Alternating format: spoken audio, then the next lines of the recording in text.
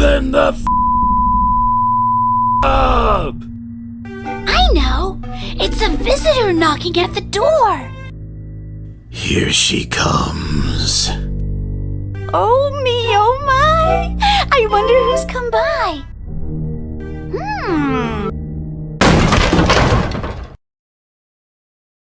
Oh, Tilly!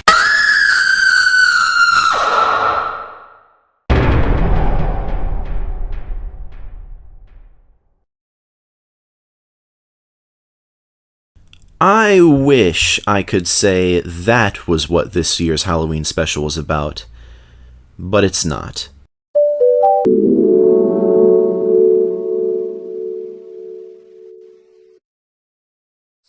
Over the 5, going on 6 years of this channel's existence, we have looked at dozens of scary logos and bumpers every Halloween, from tame ones like Random House Home Video and the MGMUA Family Entertainment bumper, to the stuff of nightmares, such as Oz Film Manufacturing Company and, of course, my arch nemesis. But over this time, there have been many logos that slipped through the cracks. Logos that I absolutely would have included on the lists if I had remembered them. But I didn't, and they narrowly escaped the lists. Well, that's not the case anymore, because I've been slowly but surely compiling a list of the logos I had forgotten, and for this year's Halloween special, I will share the list to you all. Here are my not top 10, but top 20 scary logos and bumpers. The ones that got away. Enjoy! Or, at least, don't get nightmares.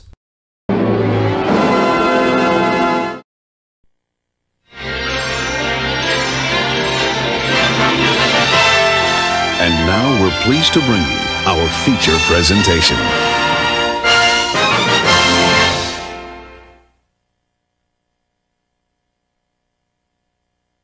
Ah, yes, the feature presentation, a staple of VHS bumpers. We've looked at a few of these ubiquitous bumpers before, but the Paramount Home Video one is notorious because it was everywhere on Paramount releases from 1989 all the way to the last Paramount VHS releases around 2007. And their version might just be the most over-the-top version of all the feature presentation bumpers.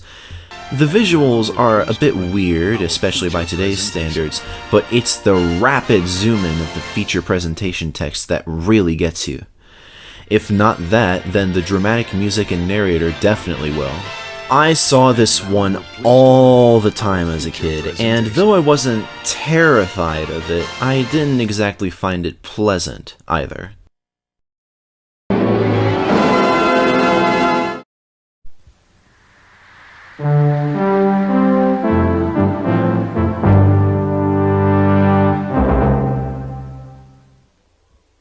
I first encountered this logo on a couple National Geographic releases I got from a Goodwill a couple years ago, and I'm not gonna lie, they kinda caught me off guard. The low synth brass version of the National Geographic fanfare is a little unsettling, and the visuals with the animated text and the yellow triangle over an empty black void are a little ominous. Not as bad as the stuff we'll be seeing later, but still not great.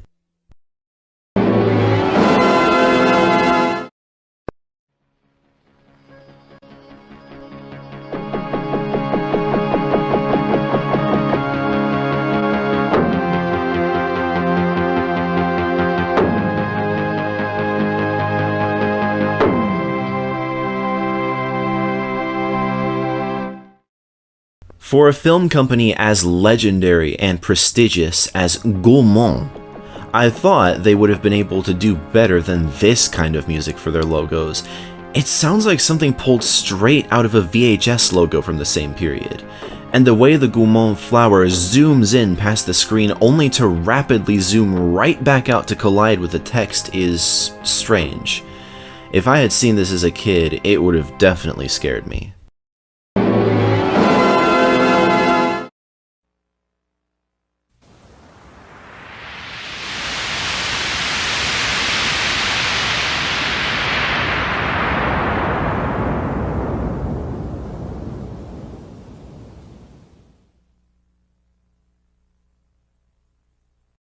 Appleboy is scared of this one too, and I can totally understand why. The chunky CGI letters moving around like that is ominous. It almost feels like it's in space!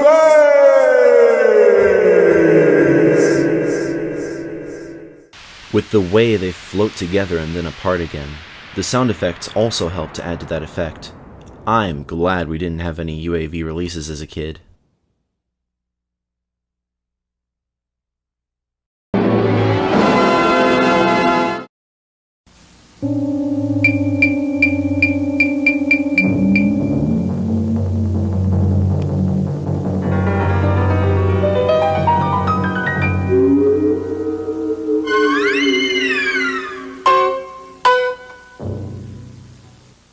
This one is kinda silly to put on this list. Yes, of course this one is scary, it's obviously intentional. But look, it does its job well.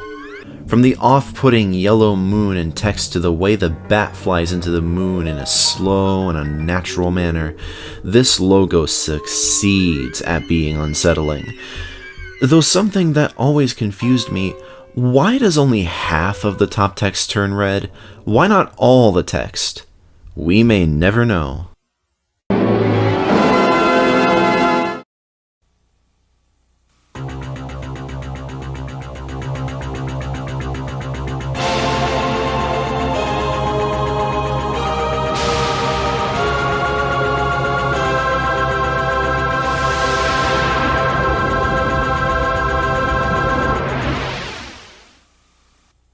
The 1990 Scimitar Entertainment logo is scary enough, but the one that preceded it is also unnerving.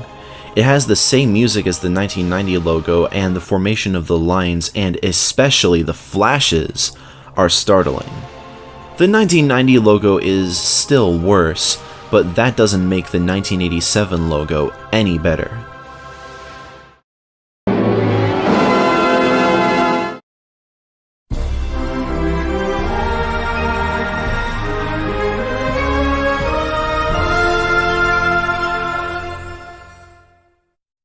I hated the opening to our Bionicle Mask of Light VHS as a kid, and this was one of the reasons why. The loud, bombastic music and the animation of the text made me cover my ears and turn away from the TV. I liked the movie itself, just not this, or really any part of the opening.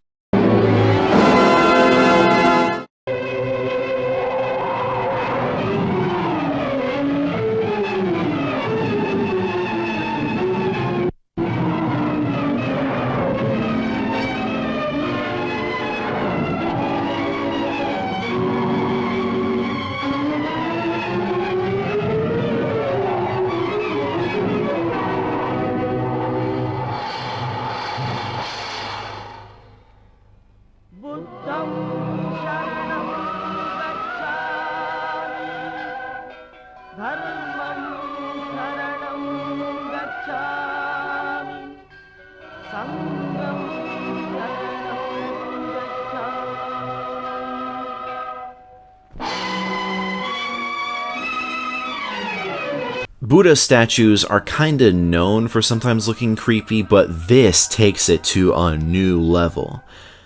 This does not look like the Buddha. This looks like a guy who wants to dismember me. I really wish he'd just stay back there, instead of advancing on the screen. It's gonna take more than flower petals to stop this serial killer.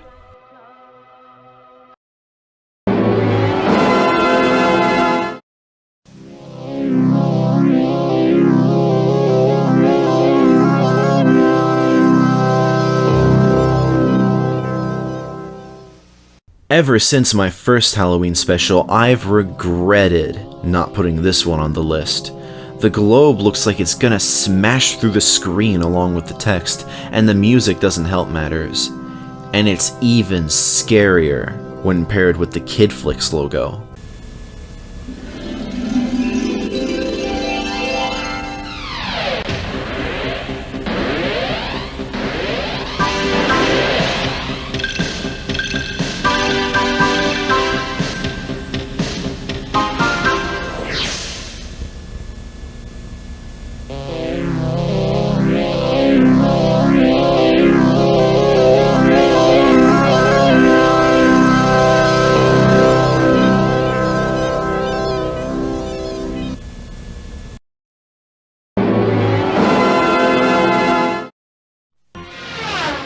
home entertainment.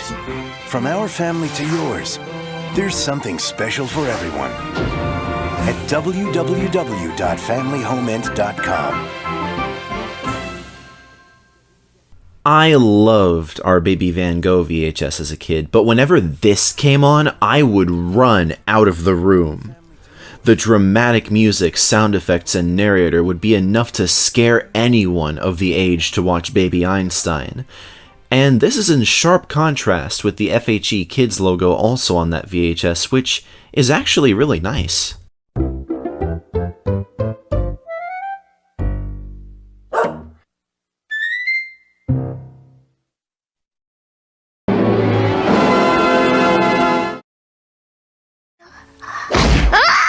Join Tommy, Chucky, Phil and Lil, Angelica, and the newest Rugrat, Baby Dill. I guess we'll have to change his diaper. What do you mean, Rick? Now on video. But that's having a picture, that's all. The Rugrats movie, Nap Time, Hang on to your diapers, babies. We're going in. is over. The Rugrats movie, own it on video. This was on many of our 1999 Blues Clues VHS releases. Unfortunately, the trailer starts out okay, but it slowly gets more and more unsettling, crescendoing in the over-the-top music and narrator at the end, which fade out ominously with the copyright information over a black background. Not the worst thing one could encounter on those 1999 releases. That honor would probably go to the Paramount Home Video coming to video cassette bumper. Coming to video cassette. But it's still not good.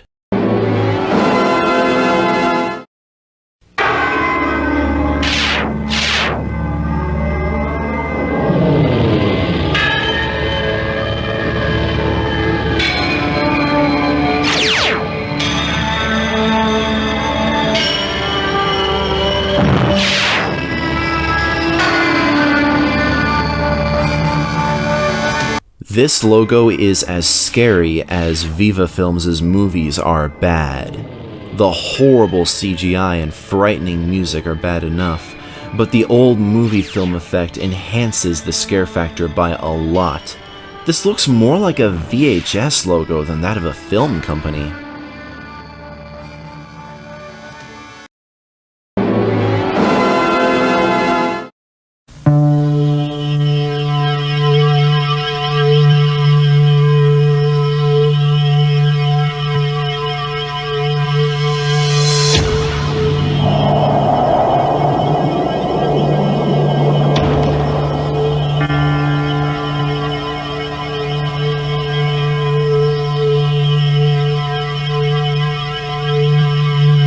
The music could be meditative to some, but to me it's very ominous.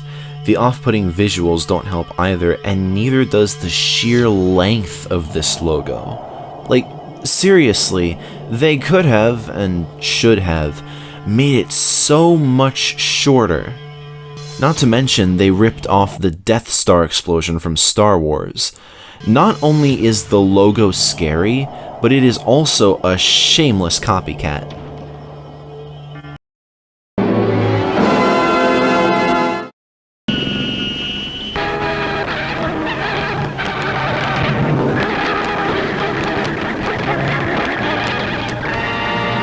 At first, I was tempted to put this logo way higher on the list, but then I realized it's not the logo's fault. It's just the fact that it happens to be on some extremely deteriorated film, which makes it a lot more frightening than it really is. Like, seriously, did they store the film in, like, a damp, moldy basement or something? Here's the Edward Small logo without all the deterioration.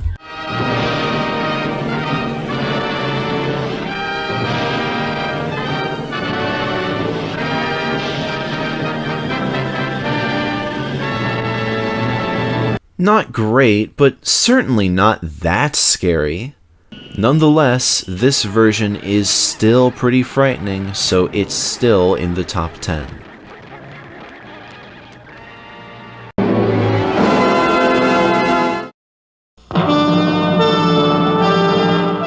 The Viacom V of Doom, a mainstay of scary logo lists. I know quite well it would be cliche as hell for me to have it on this list, but I must admit, there is a version that I find scarier than the others.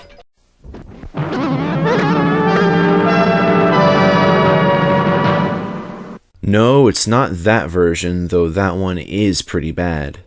No, here is the version that, for me, really brings about doomsday.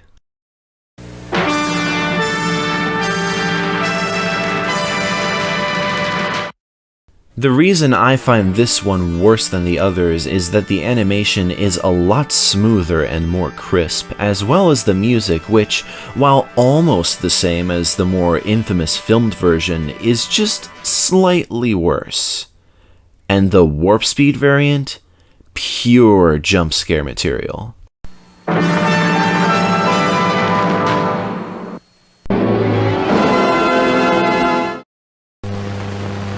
जाको राखे साइयां मार सके ना कोई पालन बापो कर सके जो जग बैरी हो. The visual of the baby with a weird face about to become prey to this cobra is bad enough on its own, but then that dramatic voice comes out of nowhere and is soon joined by even more dramatic music. This doesn't even seem like a logo. Who came up with this? Who thought this was a good idea? Whoever it was, please, I implore you, leave the film industry. It's for the best.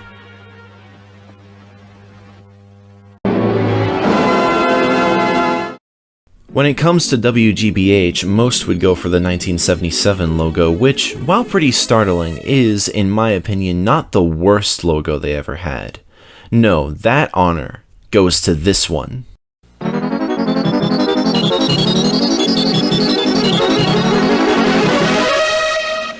Not only is the music lower quality and more heavily distorted, but then you have the text, which seemingly loves to zoom in and out, threatening to break through and hit you in the face. Compared to this one, the 1977 one isn't actually that bad.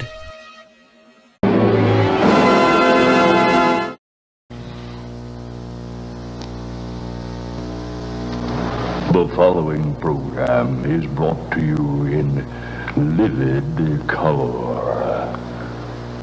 Another one obviously made to be scary, but it does its job a hell of a lot better than Sinister Cinema.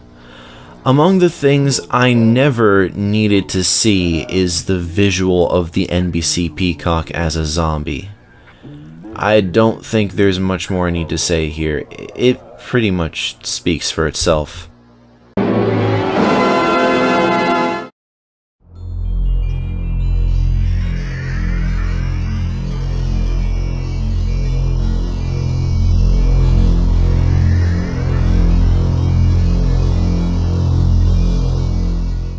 Here's another one of the things that made the opening to our Bionicle tape so frightening. I mean, seriously, of all the music and sound effects they could have used, why that? That deep, violently resonant note haunts me to this day.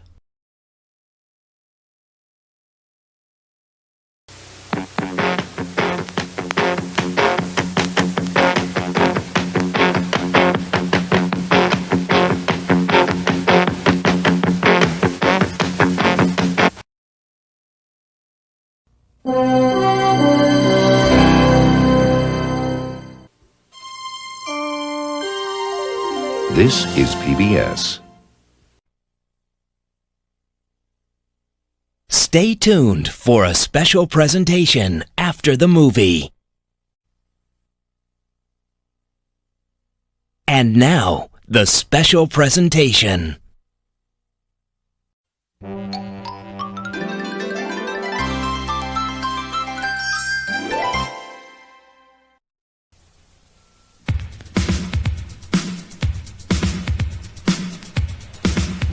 Book Video presents She-Ra, Princess of Power.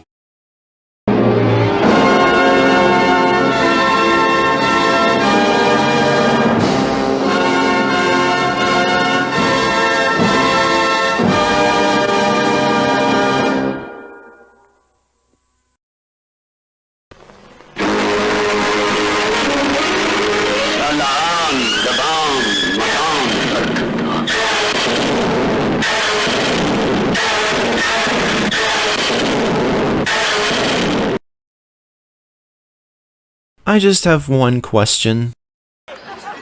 Why? Not only is the particular typeface they used for this logo terrifying, but the music might just be the most frightening music ever used for a logo. Ever. Like, wow.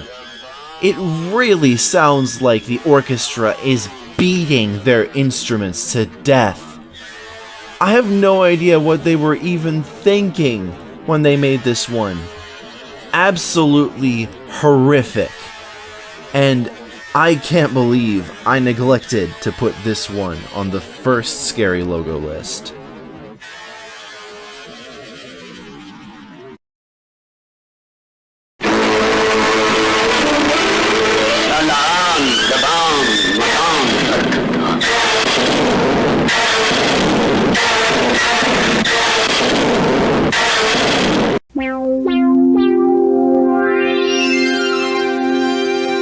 Funding for this program was provided by the Annenberg CPB project.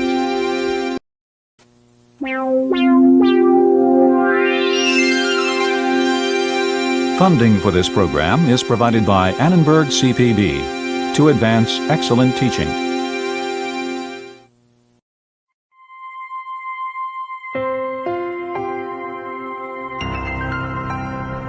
Annenberg Media.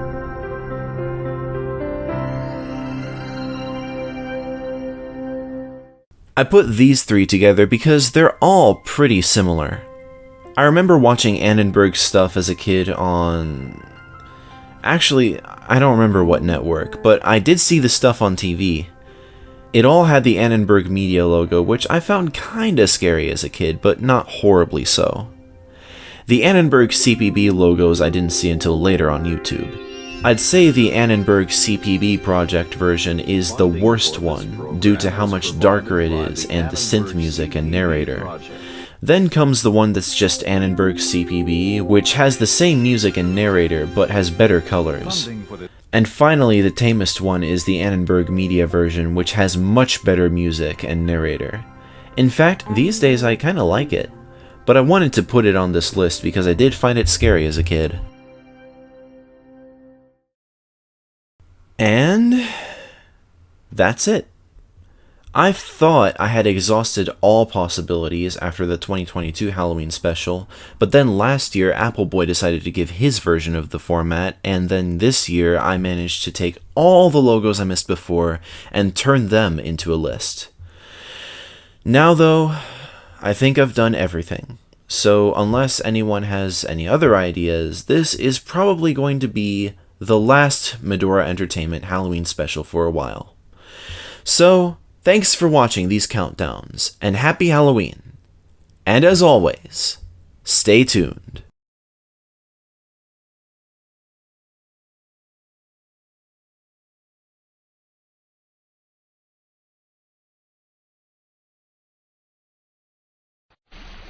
Be sure to enjoy all the exciting beginner book videos from Random House. The Cat in the Hat Comes Back by Dr. Seuss. Do you know where I found him? You know where he was? He was eating a cake in the tub. Yes, he was. Other Dr. Seuss favorites on The Cat in the Hat Comes Back include There's a Rocket in My Pocket and Fox in Socks. One fish, two fish, red fish, blue fish by Dr. Seuss. Say, look at his fingers. 1, 2, 3. How many fingers do I see? 1, 2, 3, 4, 5, 6, 7, 8, 9, 10. He has 11. 11? This is something new. I wish I had 11 too.